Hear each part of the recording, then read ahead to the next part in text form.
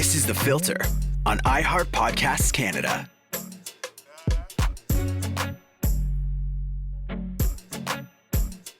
Hey, it's Shannon. And producer Jess. And I just sat down with my friend Mint Simon. So lovely. Such a lovely person to celebrate their new EP that is now.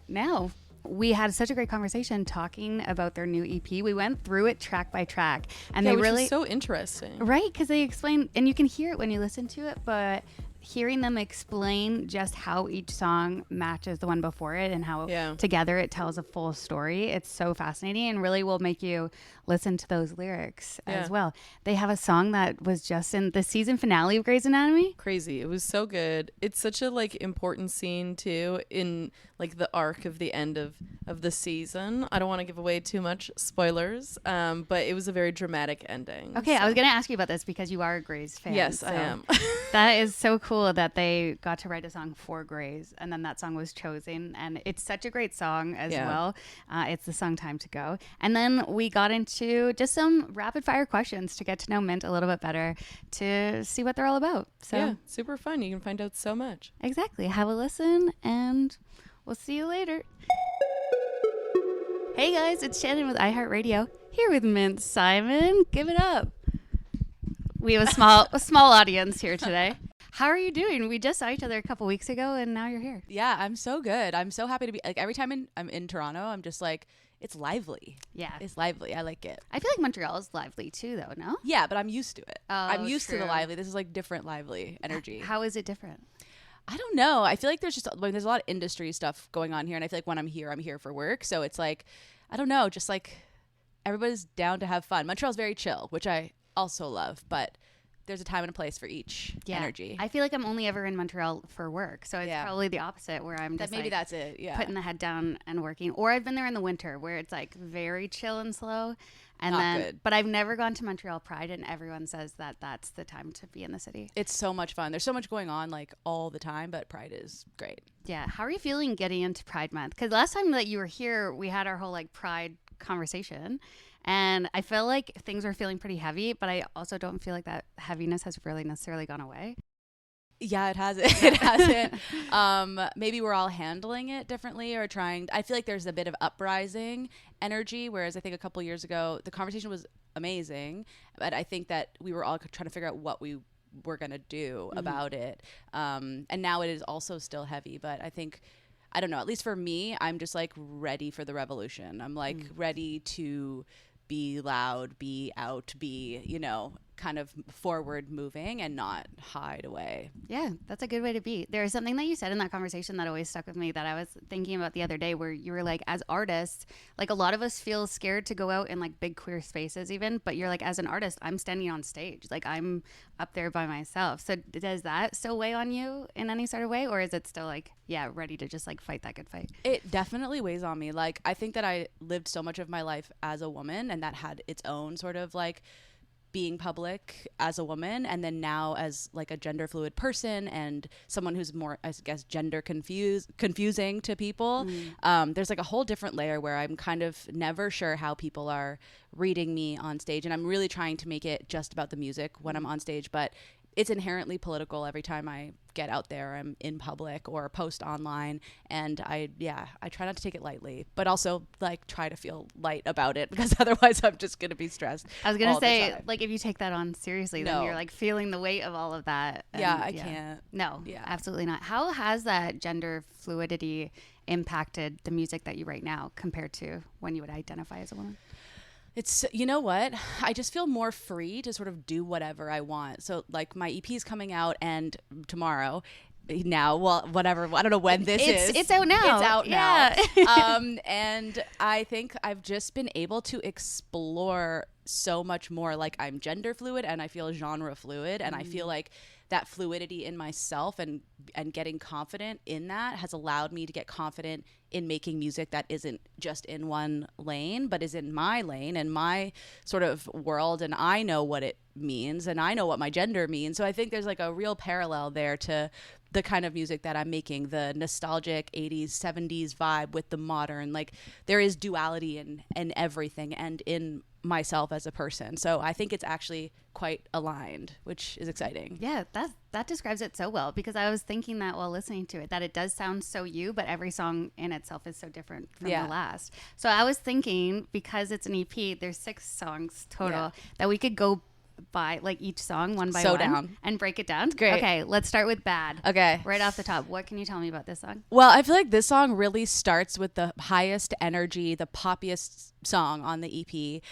The one that is, I guess, the most surface lyrically, you know, talking about being bad, quote unquote, to, you know, the public as either a queer person or as a mask presenting person, and just this inherent like idea that mask people are all the same, and you know, take facets of men, or, you know, aggression or whatever it is, or like attractiveness or whatever. So that song really plays with the sort of surface energy of queerness, of just being like unabashedly free, and the song is more sexy. Like, it has this sort of I don't give a fuck thing, which is, you know, a part of my personality, but as the EP travels, as we talk about it, you'll hear how it shifts. But that was a part that I really wanted to capture in my music, because, you know, it's not something I ever really focused on with my band, and it is like, I think coming out, like, we all go through phases where we are like more hypersexualized or hypersexualizing ourselves, or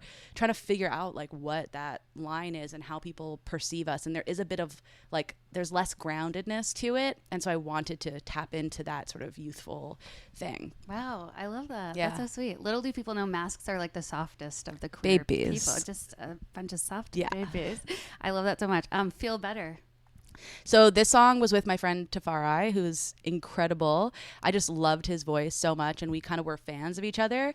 And so we got in the studio, and we have like very different but, you know, similar queer experiences. And I think that we were able to tap into that. And so it's like a bit surface, like a bit fun pop, but then it's like starting to crack through, where you're kind of like, okay, there's something underneath that's not feeling good or right.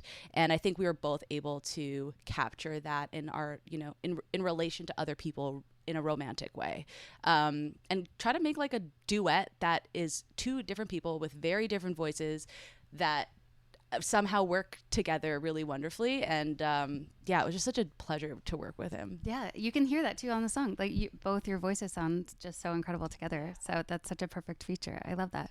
Gargoyles. Okay, then this song comes in, and I'm just like, I'm sad.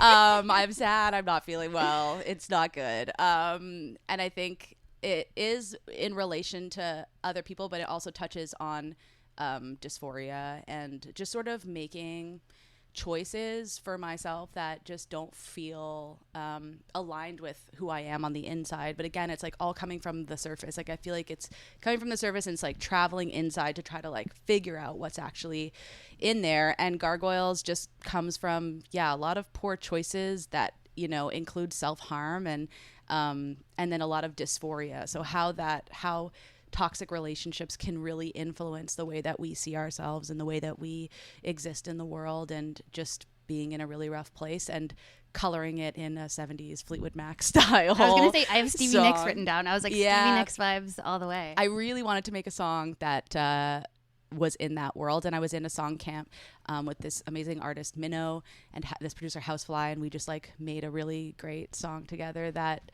I don't know, it's like a vibe that I never tapped into, but that I listen to like on the daily. So I wanted to include that. Nice. I like Yeah. that. I was talking in therapy actually recently about like self-sabotage and making poor decisions. And then we got into like relationships and stuff, because I do find I'll see it like even with friends where they enter into a relationship, and I'm like, I don't think that that's the person for you, but I think you're doing that as a way to like self-harm yourself. And you maybe know? self-soothe. Yeah. And it's like, where is it the line of self-harm and self-soothe? And is self-soothing actually harmful? Like when it's done in that way, Right. and not from like that real internal place. So this song was like, oh, I'm cracking. Like, this is not good. Yeah, like realizing those things. Yeah. Won't Go Back Now. Great song. I love this song so much. I'm so excited for people to hear it. This is my like 80s running into the street like song, where it's just like night and I'm just running. It's just like, it's a nighttime song. And I wanted this like power up tempo ballad, 80s vibe. But the song is really like, okay, now I've hit the something is cracking, and now I'm realizing that everything needs to change. It's really like the climax of the story of the EP, where it's like, everything needs to change. I need to run. I don't know where I'm running. I don't know if I'm running towards something or away from something or both. And I just like know that I cannot go backwards. I cannot go back to those relationships, to that version of myself. I don't really know what's happening next, but I just know like everything is not like most things are not working, and I gotta like get out of here. Yeah. Forward momentum. Yeah. I love that. It's hard to say that I have a favorite from this EP because they're all incredible, but something about 2007 really just, that one's been on repeat the most. Also, I wrote Kate Bush vibes. Okay, love that. What can you tell me about this one? Yeah, this song, I guess this is the most like indie nostalgia for myself, which is why I called it 2007, which also happens to be the year that I came out the first time. Nice. Have come out many times in many iterations. As we all have. Have. But that was sort of like the first time. And so I called it 2007. But that's really like, okay, I'm running and now I realize where I'm going, and it's back to myself. Like I'm trying to figure out how to get back to me. And I went through like a really rough mental breakdown in the pandemic, where all this cracked open, and I was dealing with a ton of grief and a ton of intense trauma and intense like avoidant attachment, and just like totally unable to function. Like I literally for 2 months like was just out of commission, and having like really intense anxiety and panic attacks. And this song was kind of like written in a glimmer of moment of something where I felt any semblance of myself at all. And it's been kind of a good like post for me to keep going back to. Like when I perform it now or sing it or listen to it, I'm like, oh, this was me like really trying to hold on to a version of myself or a new version of myself. And yeah, it's like quite emotional as a song, but it has, you know, sprinkles of lightness. Yeah, that's interesting that the journey kind of takes you like forward and you want to focus on forward, but then you almost have to like revisit the past in order to help deal. 100%. And I think that's being queer. Like where you're like always like for me, I'm always looking at myself as like a teenager or a kid and like really trying to give love to that like very confused, very like trauma ridden person to try to figure out who I am now. Was the grief and the anxiety that you felt during the pandemic, was that rooted in like healing your past self, or was that you dealing with things that were happening at that moment? I think it was a bit of both. I had a lot of like death around me, and I had a lot of grieving my like pre-gender fluid self, or just like the version of myself that really was like did not know how to like love myself or anybody else in like a really real grounded way. And just like a lot of childhood trauma just decided to surface in the pandemic, and I just like couldn't actually handle any of it anymore. All the coping mechanisms just like out the window. And I was like, okay, I gotta try to find something new. I don't know what's gonna be, like just so lost. And I feel like I'm still figuring it out, but I feel like so much better. Good. So that's good. I'm glad to hear that. Yeah. That's nice too, to be able to have music as an outlet too, because I can imagine that's also part of that healing journey. And medication. And medication really helped me for like a solid year. Oh, I'm on Vyvanse now. I feel like I'm back. Yeah. Like It's wild. It really helps. Time to go. You wrote for Grey's Anatomy and then it decided to include it on the EP. Yeah. Is that right? So tell me everything. I felt like, okay, the EP was ending with 2007. I'm like, this makes sense. We're wrapping it up. We don't know where we're going, but we're wrapping it up. Then the Greys thing kind of came up, and they were looking for a song in this realm or whatever realm they kind of described. And this was my pitch for it. And then it landed, which was amazing. And then I was kind of like, I think a mix of like business brain of like, you should put this on the EP, but then also like, you know, I talked with my team about it and like, does this actually make sense? Like, I don't want to just make a business decision. I want to see if it actually makes sense in the world of the EP. And I realized that it really does. And, you know, it sounds the opposite of bad, but they're at the opposite ends of the EP. And it's kind of like shows a whole other side of my songwriting and my sound that is still like part of me. It's still my voice. And just the concept of like letting go really made a lot of sense. In ending it. Oh, I love that. Also, I want anyone who's watching to picture this. Mint and I at a gay bar a couple weeks ago with 25 other queer people watching a drag show.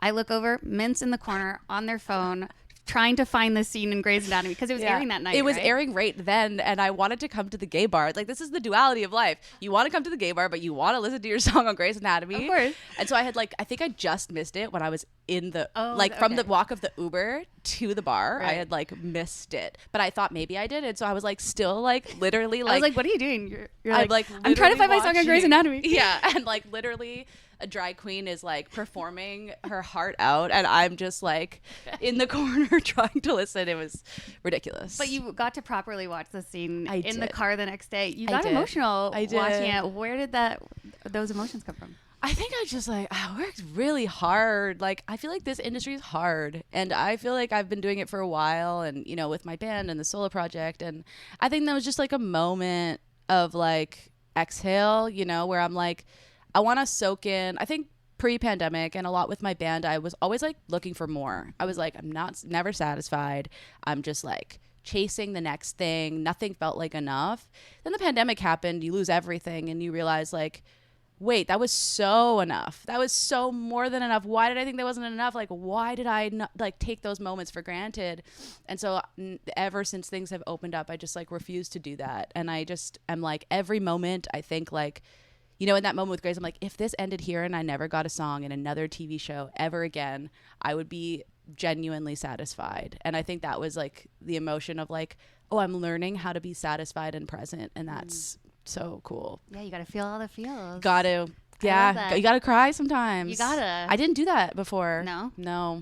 Yeah, that's... Then it all happened at once. And I was that's too much now. You just pushed it all down until it just exploded. Yeah. I completely get that feeling. Okay, you and I have known each other for a couple years, but I Yeah. feel like I don't really know you. Okay. So I want to ask you a bunch of kind of rapid fire questions about yourself so we can all get to know you a little bit better. I love this. Before we let you go. I'm getting comfortable. I'm leaning yeah, back. So we're chilling. I'm chilling. Okay, what was your first ever concert? I think it was Backstreet Boys. No way. At the Bell Center in Montreal. Wow, that's a good one. Yeah. That's a good time to go see them too. That's great. What's your go-to beverage? Sparkling water. Nice, me too. I have a problem. Oh, me too. I can't drink flat water anymore. It tastes bad to me. It is bad. Yeah, It exactly. is bad. Not for you, but no, it's not bad. Yeah, I'm obsessed. Yeah. That's a great answer. What's something that you wish more people knew about you? That I'm a theater kid. I literally was in a conversation with someone yesterday, and they're you really don't give theater kid. And I was I want to, though. Some people are embarrassed by it. I'm I'm not embarrassed. I'm proud of it. It's nerdy, and it's just a big part of my life. So I feel people don't always know that. And then I'm a huge reality TV fan. Really? What's your show? Survivor. Nice. Did you hear Mike White is coming back? I just heard, and I am excited, to say the least. Yeah, I might start watching just for that. You I feel I absolutely watched should. season 1 and 2 and then just never came back. You know what? You should start with his season. Oh, yeah? Yeah, I could give you the whole. We could talk about Okay. this, but I'll give you the whole lowdown of what to watch. Interesting. Okay, I love that. A lyric that you've written that means the most to you. Well, 2007, I actually really love. I'll talk about a song on this EP, but just I'm coming back. I feel alive. That's something I think about. Okay, I'm alive and I'm here, and so I feel that's, just one that hits me. Yeah, I like that. That's so sweet. What's a song of yours that you would stick in a time capsule to be remembered for forever? Oh my God. No Maybe pressure. Gargoyles. Yeah. I really love that song, and it feels timeless, even though it feels of a time for sure. I just I love it. Yeah, I love it too. I love the video too. What's your dream collab? Oh, this is one that everyone's you should have this answer on the top of your I feel mind. like you had to have been asked that before. Yeah, I think Haim. Oh, nice. I just really I just love that they are such talented musicians, and I think that's underrated. They're super cool. They they're in a mainstream world now, but they can play, and I love that. I just love people who can play instruments. Yeah, totally. Yeah, good answer. What's your most used emoji?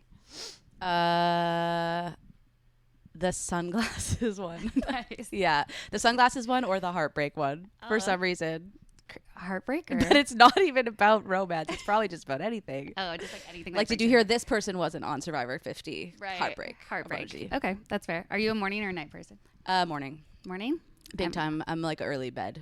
Really? Yeah. Like what time? What's your average? Oh, I bedtime? love to be in REM by 10. No way. Love to be deep. Wow, I'm the opposite. I'm Okay. a night person. Okay. And I like groan every time I wake up. Fair. Where can your fans find you on a Friday night? On a Friday night? In REM, I guess. In REM. If I'm not in REM, with friends at like at someone's house at a dinner, or just like something cozy and queer and like chosen family. Nice. I love that. What's your comfort movie? This is a good question. I'm suddenly blank in my mind. You're like, what is any movie that's ever Miss Congeniality. nice? Yeah. A Every time I classic. get on the plane and I'm like, maybe if I'm like anxious to fly, I just be like, if Miss Congeniality, it's gonna be on repeat. A classic. Yeah. What's your top 3 astrology signs? You're a triple Earth sign. Yeah, I'm a Taurus sun, Taurus rising, Virgo moon. Whoa. What does that say about your personality? Oof. It's hard because the rest of my chart is Gemini. So again, we're being pulled in different directions. The earthiness is like groundedness, morning, routine, structure. And then the Gemini is like, okay, but let's like mess it up a little. Let's fuck it up. Let's see what, I don't know if I could swear. Yeah. You can Okay. Let's fuck it up. Yeah, it's like the earth though is just like, it's so prominent. It's so, I love to eat. I love to sleep. Yeah. Big Taurus energy. I feel like that's a good balance Yeah. of things. Like you get stuff done, but you still have fun and can not be total type A. Yeah, You know? exactly. The Nice. Gemini really helps with that. What's your sign? Sagittarius. Okay. Sagittarius, Aries, Capricorn. Okay. That's Which pretty people fire. say Aries doesn't really align with me, but Yeah, it's I pretty don't know. fiery. yeah, pretty Yeah. fiery. That's But maybe me. the cap like comes in strong. Where I it's think like, so. Yeah, I have like a lot of Cap in my things. I see I'm that. trying to learn I see more that. about it because I'm a bad gay for that. but- No, whatever. What is good gay? What is bad gay? Exactly. Yeah. We'll leave it at that. Great. Thank you What so is much good for being gay? here. What is bad What gay? is good gay? What's What is bad bad gay? gay? Answer in the comments below. Thank you so much for being here. Thank you. Congratulations on the EP. Thank you. Thank you. Thanks for listening to The Filter, an iHeart Podcasts Canada production. Subscribe to The Filter wherever you get your podcasts.